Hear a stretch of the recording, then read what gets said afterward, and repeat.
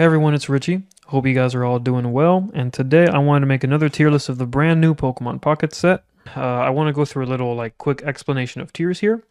The top tier we have meta, and this is going to be, meta defining stuff that you absolutely are going to have to prepare for a tournament. I should explain that this tier list is primarily going to be talking about tournament play on Limitless as well as ranked mode online. Meta stuff is going to be, anything in here is you're going to see a lot of, and in a lot of different decks, and you absolutely need to prepare to fight this thing multiple times. It's going to be absolutely everywhere, absolutely meta-defining stuff. Solid picks is going to be stuff that you should probably still prepare for. You're not going to be fighting as often as the stuff in the meta tier, but they're still going to be very good picks into the overall game. Expect them to have a bit lower of a metagame share, but still very good picks, and potentially playable, or pretty much going to be niche or rogue decks that I think have potential, are not bad enough to just completely rule out, unlike these cards, but maybe aren't very good right now, and there might be better things, right?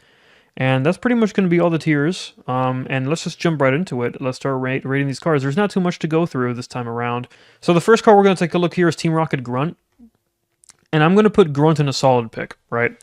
A lot of people are torn, oh, is Grunt an absolute staple? Are you using one of in every deck? And I don't think you are, man, because 50% of the time it does nothing. And I know that people say that about Misty, but think about it. Misty is also starting to see a drop-off in water decks other than 18 Trainer. So, I feel like Rocket Grunt is kind of the similar scenario. Also, Misty you can get value from as soon as the game starts. Rocket Grunt you have to wait to get value out of it until they attach onto their Pokemon, right? I'm not saying that Rocket Grunt's a bad card by any means. It's a very good card, and 50% of the time it puts you in a game-winning position, genuinely, right? I think a lot of 18 Trainer decks are going to be using this at least a one of, if you've got extra room in your deck, this is a great card to add in. I just don't think it's going to be absolutely everywhere. And also, I'm not really entirely sure how you would even go around playing this card. Or how would you go about playing around this card, I should say. It's kind of tough. If they flip heads, oh well, they flip 3 heads, and what the hell could you have done about that, Overall, I think this card is a very frustrating card design. I really wish it wasn't good. I really wish it wasn't in the game. I have a very big problem with Misty. I have a very big problem with Team Rocket Grunt. I think they're both very poorly designed cards, and I am very upset that they even exist. But it is what it is. I don't think this card is absolutely meta-defining.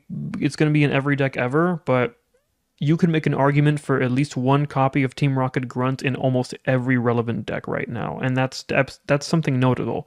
It's definitely something notable. This card is incredibly obnoxious, and I'm not going to rant about it because that's a discussion for another time, but it's a good pick. And as for Pokemon Center Lady, it's going to pretty much go in the same tier. Pokemon Center Lady is probably a card that you would want to play in addition to Potion instead of replacing it, because it just gives you access to more healing, right? Generic healing is quite good. Other decks that are not grass or water energy can now take advantage of a slightly better potion, right? 30 damage as opposed to 20 damage is a bigger deal than you might think.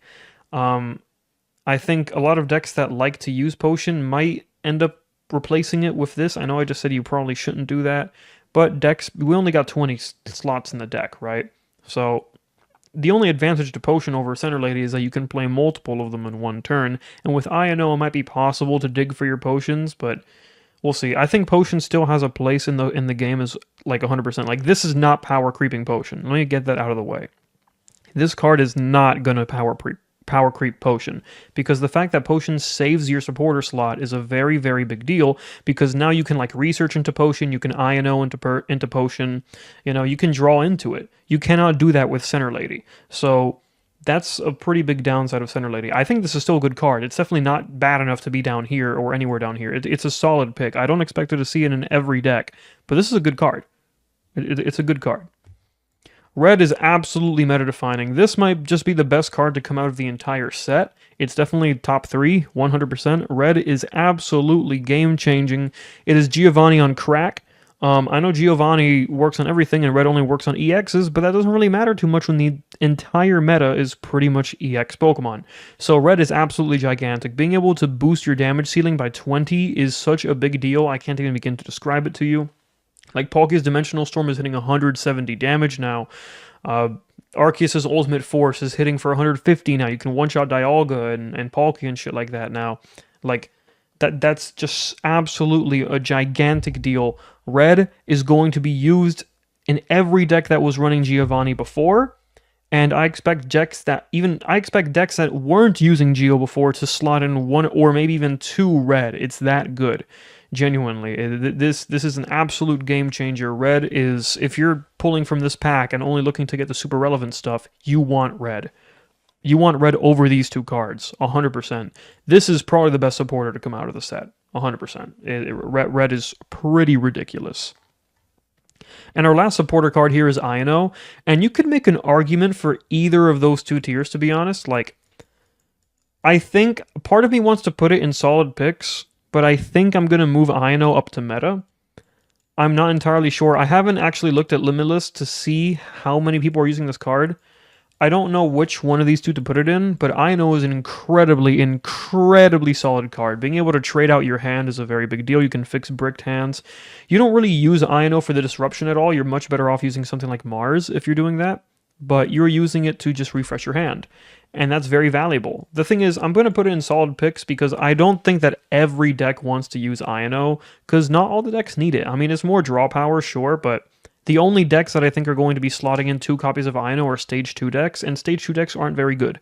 So, for the most part, I'd say. So, Ino I don't think is going to be seeing like as much play as Red, for example, but it is a fantastic card. You could absolutely make an argument for it to be up here alongside Red. I think, you know, like how I mentioned earlier that Rocket Grunt, people were saying like, oh, it's a one of in every deck 100%. I don't believe that. For Ino, you could genuinely make that argument. You could make an argument that Ino is a one of in every deck now. Like, you could absolutely make that argument. And if that ends up being true, then I would put it right up here with Red. In fact, I think I'm actually going to leave it up here alongside Red. Like, you could make an argument for it to be down a tier, but this is a good card. Regardless, Ino is a very, very good card. The supporters are 100% the highlight of this pack. Look how many shit Pokemon we have. These 4 supporters are fantastic. Genuinely. They are both all 4 of them are very, very good. So next up we've got Goldengo. Goldengo is going to go in potentially playable. This card is not great. The card in a vacuum is quite good. It's essentially a metal version of Celebi, and it's only worth 1 prize, which is nice. And you only have 10 less HP, which is also nice. Now here's the thing. The thing is that Goldengo probably doesn't have a very good partner right now. Dialga is not good with it. I don't think Dialga is good with it. Like, yes, the ramp is nice, but you need 2 energy in the first place to start ramping, which is not great. And also, once Dialga goes down, your opponent only needs to take out 1 Goldengo. If Goldengo had a partner that allowed it to set up 2 Goldengos in the back one after another and be able to rely on them both to win the game, I would put this in solid picks. But unfortunately, that card doesn't exist. Like, Metal doesn't have any other ramp card right now. An idea that I've seen floating around is like Skarmory Goldengo, which I think could be potentially playable, which is why I'm putting it here. But I don't think it's going to be great in comparison to some of the other top decks in the format, like 18 Trainer, Articuno, and Palkia, and of course, Arceus, Dialga, which is still very good, and the rise of a new variant of Darkrai, which we're going to be talking about. I don't think Goldengo is anywhere near comparable to those decks, but I do think it could be potentially playable with maybe something like Skarmory. But until we get a nice basic Pokemon that really pairs well with Goldengo, in order for you to be able to set up 2 of them in the back and use them, until we get something like that, I don't think the card is very good. Like, if there was like a Steel Manaphy, I think Goldengo would be a lot more legit. But I'm going to put it in potentially playable. You could even make an argument for don't play, to be honest, but I'm going to put it in potentially playable. And let's put its little friend Gimmighoul there as well to pair with it.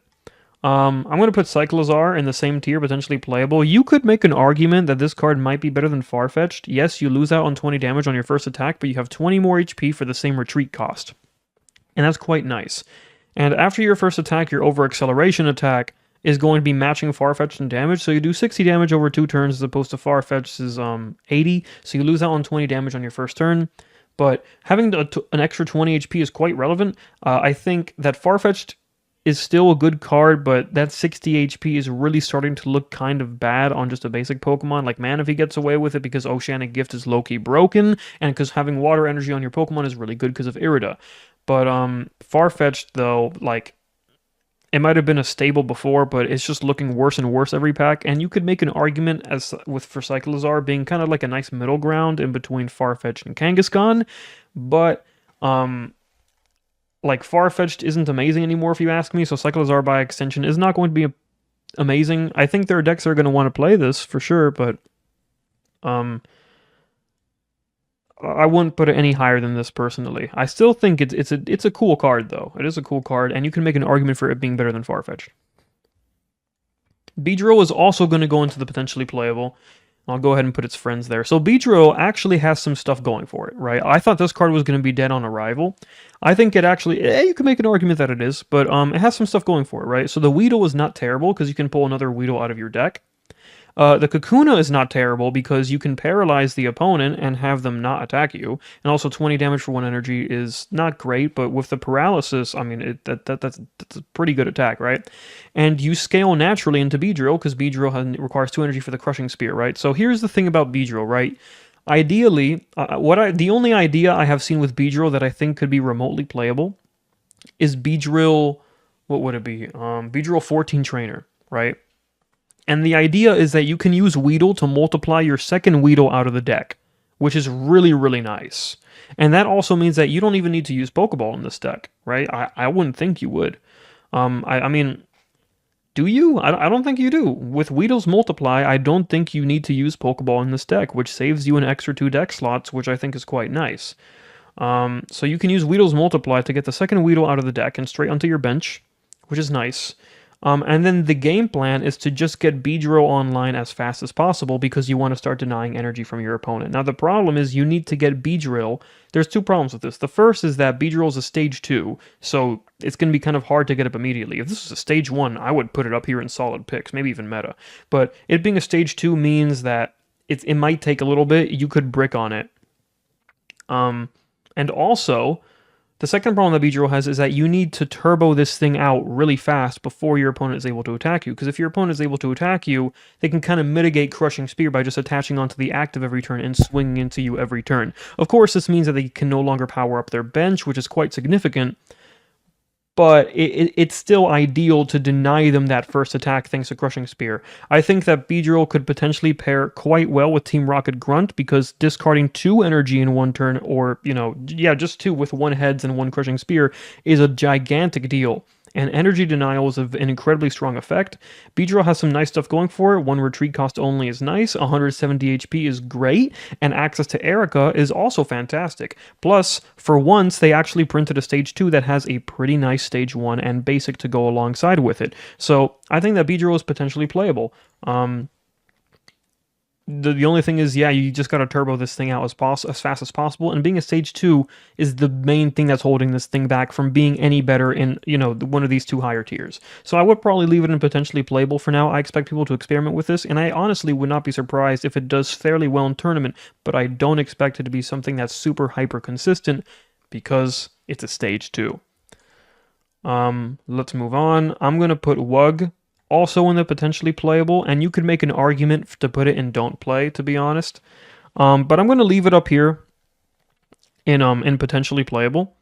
And I'm going to leave it there because, I mean, in my eyes, right, my first thoughts on Wug was like, okay, Wug is going to be bad because Dragonite was bad, right? It was kind of the same logic that I was using with Pawmot. It's like, okay, Poliwrath was bad, so this card is also going to be bad, right? Like, there's no way it's going to be good. But then I started thinking about it. It's like, okay, well, Wug is a more consistent version of Dragonite because you need the same energy. You don't need dual energy.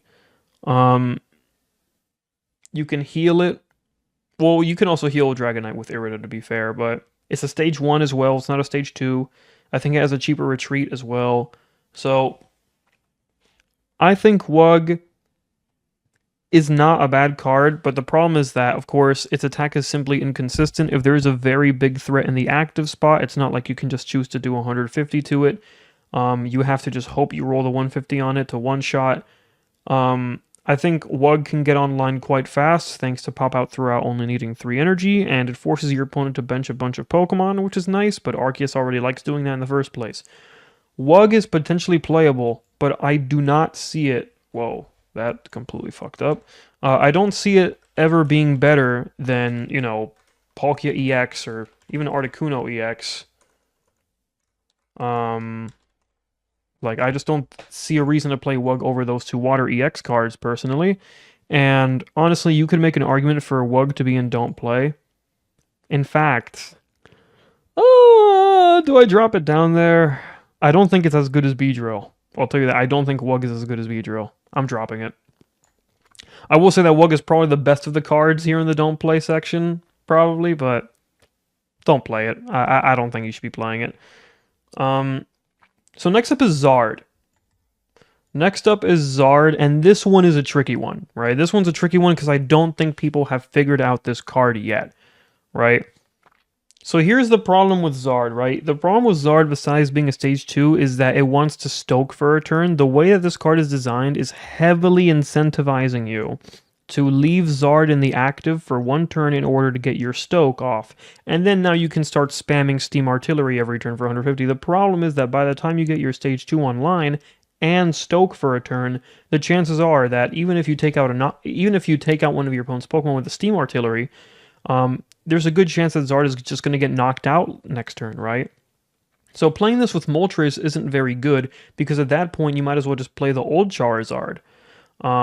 Because 100, it's just you have more damage and you don't care about the energy discard nearly as much with Moltres' ramp, right?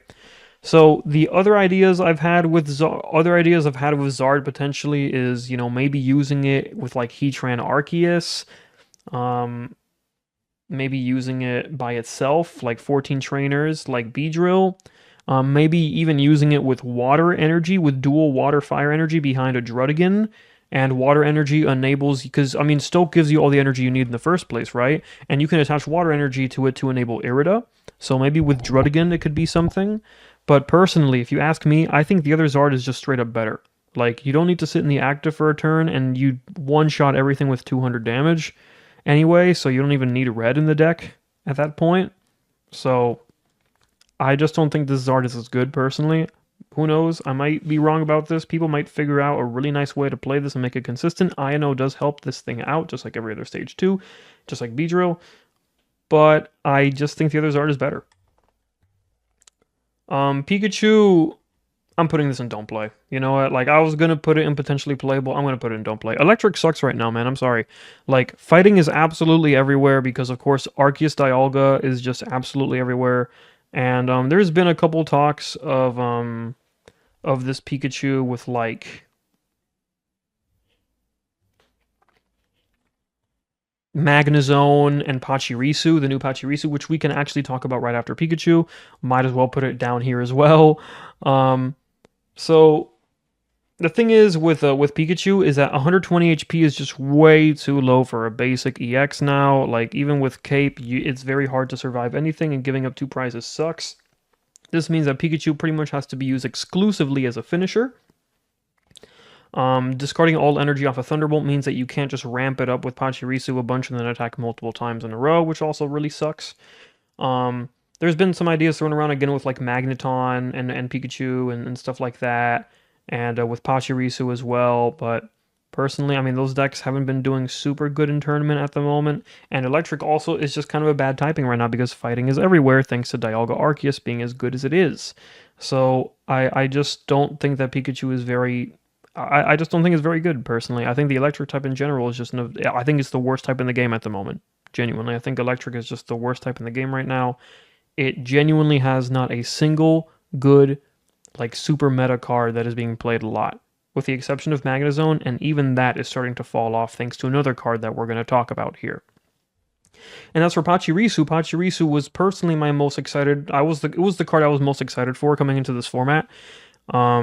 And that's because Electric is just my favorite type to play in Pokemon Pocket. I love playing Volcaner specifically. I love playing Luxray. And I was hoping that Pachi could help the deck out, but I don't think it is, personally. So here's the problem with Pachirisu. The problem with Pachirisu is that you are attacking for 10, right? And that, on paper, that sounds nice because you can put stuff in range of your other Pokemon, but Potion is a card that exists, Pokemon Center Lady is a card that exists, Arid is a card that exists. They can easily heal up that 10 damage, especially with Shaman. They just completely invalidate that 10 damage.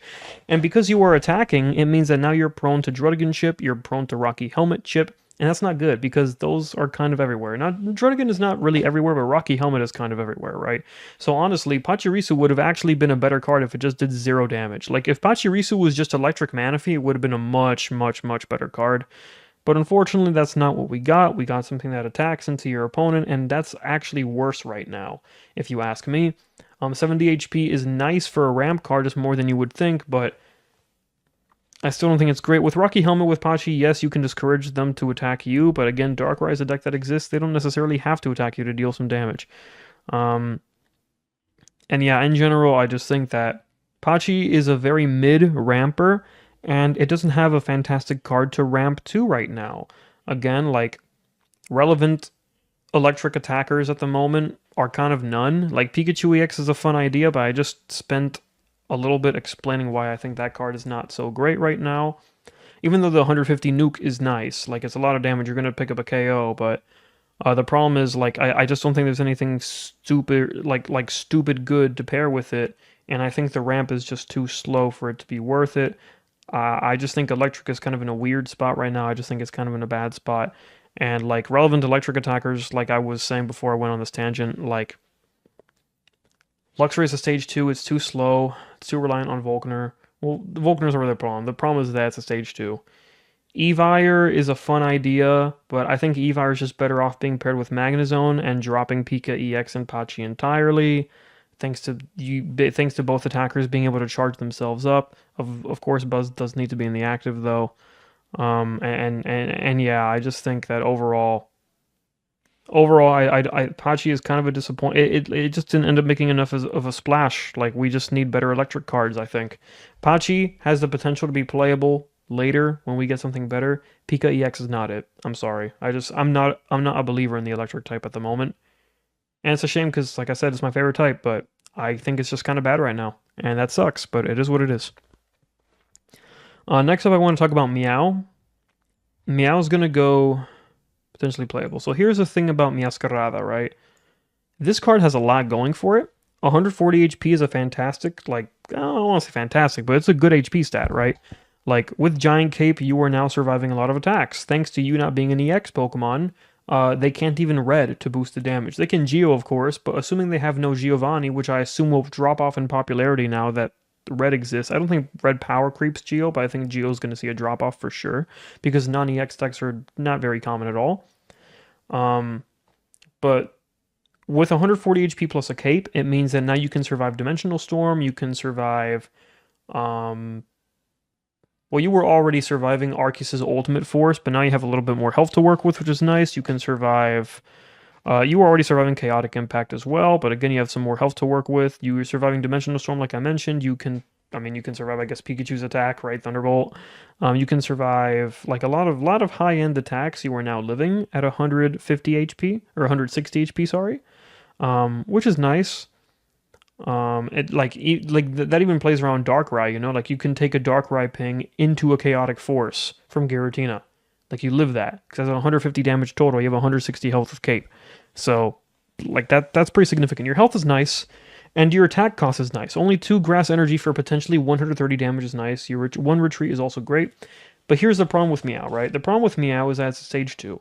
And Meow doesn't suffer from this problem as much as other stage 2s because the Spregatito does have a cry for help that allows you to search your deck for a grass Pokemon and add it to your hand, which is nice. The problem is that Spregatito needs to be in the active for this to happen. And I don't really know if it's a Pokemon that you want to leave in the active. Honestly, for Spregatito's cry for help to be a genuinely, like, huge consistency booster to Meowscarada, they needed to make this an ability. I gotta be honest with you, like, putting this thing in the active spot is something that's risky. You know, 3 Darkrai pings take this thing out, and Darkrai's going to be hiding behind a Druddigon, for example, and so that's not great. 2 Metallic Turbos take this thing out. Like, of course, Giant Cape can help with that, but I don't know. I think that leaving Spregatito in the active is not something that is fantastic. Like it does help you search out your evolution pieces, but if you got any other grass Pokemon in the deck, that's gonna, mess up the consistency of that as well. Um, and Miascarada, let's talk about things that's, I want to talk about the good things first, right? The health, the fact that Spregadito can search out its evolutions, albeit not super consistently, but it can, potentially. And also, your damage output is quite nice. Now, here's the thing. 130 damage is not enough in my opinion. 130 damage is not enough. Yes, you are one-shotting Mew. Yes, you are one-shotting all 120 HP basics, which aren't very good anyway. And you're one-shotting Darkrai, which is nice, but you're missing out on KOs on Dialga, on Giratina, on, all these relevant EXs. Um, Spoiler alert, Giratina's good. On Arceus. Now, of course, here comes Red to completely change that. So, in my opinion, if you're using Meowscarada, you need to run 2 Red. You absolutely need to run 2 Red because you need to be one-shotting these guys. Now, here's the other problem is Giant Cape completely ruins your day, right? Like, Giant Cape can get them out of range of your red-boosted Fighting Claws. So, I expect that Meowscarada is going to see some play. I don't think it's going to see any sort of consistent success, though, because of the fact that it's a stage 2, and the fact that Spregatito isn't super consistent in searching it out. If we ever get any sort of stage 2 support, I think Meowscarada could be significantly better. Like, imagine a world where we get rare candy, right? Even as a supporter, as Pokemon breeder. Imagine a world where you can lead Spregatito, you can attach, you can cry for help, add a Meowscarada to your hand, hopefully. And the next turn, you attach your second energy, you evolve to Meowscarada using Rare Candy immediately, skipping Floragato, which is a pretty bad card, and now your Fighting Claws is enabled on your second attack. That would be great. That's not the reality we're living in. If that was the reality we're living in, I'd probably move Meowscarada up a tier. But that's not the world that we're in. This being a stage 2 just slows it down a lot, and overall, I think that it's just like it's a really nice idea, and I like the fact that we have more cards to counter EXs, but Meowscarada simply has too many problems right now to make it as, it's just not consistently good. But it is a card that has potential to be better in the future, and that's cool. Let's talk about Giratina last, because that's, like, a big hitter. I'm also going to put Lucario in potentially playable. Lucario would be a lot better if it ironically wasn't Lucario, because now you cannot pair this thing with double Lucario, right? That's the problem. You can pair this with one Lucario. I've seen the Japanese players apparently really like Lucario, and they've been using it a lot on Limitless. Now the question is, will Lucario EX be better than Rampardos? That's the question that we need to ask ourselves. And I think the biggest detriment that Lucario's got is the fact that it needs 3 energy to attack with Aura Sphere. If Aura Sphere was a 2 energy attack that did like 80 damage, I actually think this card would be better. Like, yes, your damage output is low, but 2 energy compared to 3 is a big deal when fighting has 0 energy acceleration in the entire type. It's kind of hard to get 3 energy on Lucario. Like, the Rampardos deck, one of the reasons why Rampardos and Rampardos Fighting Box is good is because a lot of the attackers in the deck, if not all the attackers, have very cheap energy costs. You really only need like 1 or 2 energy at most. The entire deck typically attacks for 1 energy with the exception of Lucario. Rampardos is hitting for 1, Granados is hitting for 1, Sudowoodo is hitting for 1. If you're running Marshadow, that hits for 2 as well, but most of the attackers are very cheap, and that's good. Fighting type needs to have cheap attackers because they don't have any acceleration. This is the reason why the new Machamp is bad. This is the reason why the new Hitmonchan is bad, wherever I put that here. Yeah, 3 energy, that's ridiculous, right? And that could, I just said that's ridiculous for Hitmonchan, and that could very well be the case for Lucario. The fact that it hits the bench and sets up for Cyrus is super nice, don't get me wrong, and you can use the normal baby Lucario to set this thing's damage to 120, which is quite solid. But the 3 energy I really think holds this thing back. I think it has some potential, but man, if fighting had energy acceleration, this card would be a lot better. But I'm going to put it in potentially playable because it's being experimented with, it's being played quite a bit, but I wouldn't put it anywhere on the same level as some of the more relevant meta threats right now. And finally, we have Giratina, our last EX card, and I'm putting this in the meta tier, 100% over INO. Um, none of this is ordered, I should mention, but Giratina is this card is so good for so many reasons, right? So first of all, this thing can ramp itself up from the bench just like Magneton can, but it's a basic, so you don't even have to evolve into this. Of course, this has the downside of you have to end your turn, but of course, players have turned this into an upside. And they have started replacing Magnezone in Dark Zone decks with this new Giratina. And the reason why this works so well is, first of all, you're no longer using a Stage 2 line, which means that now you're saving 4 extra deck slots, because now you can take out 6 Pokemon, you add 2, that's 4 slots left. So now you can fit in these great new support cards like Red and stuff like that. And Giratina can ramp itself up just like Magneton can. Of course, it has the downside of ending your turn, but Darkrai likes to hide behind Druddigon anyway and isn't attacking anyway, so ending your turn really isn't that big of a deal. And Giratina can charge itself up in 4 turns, which I know sounds like a lot, but it's really just 3 turns thanks to it being 3 Psychic, 1 Colorless, so you can attach on the 3rd turn manually to get Chaotic Impact up immediately, which is kind of cool. But where was I going with this? Yeah, this thing is it's pretty much just better than Magnezone in Dark Zone decks. Of course, there is the detriment that this is a 2-prizer, so once Druddigon goes down, if your Giratina goes down as well, you lose the game.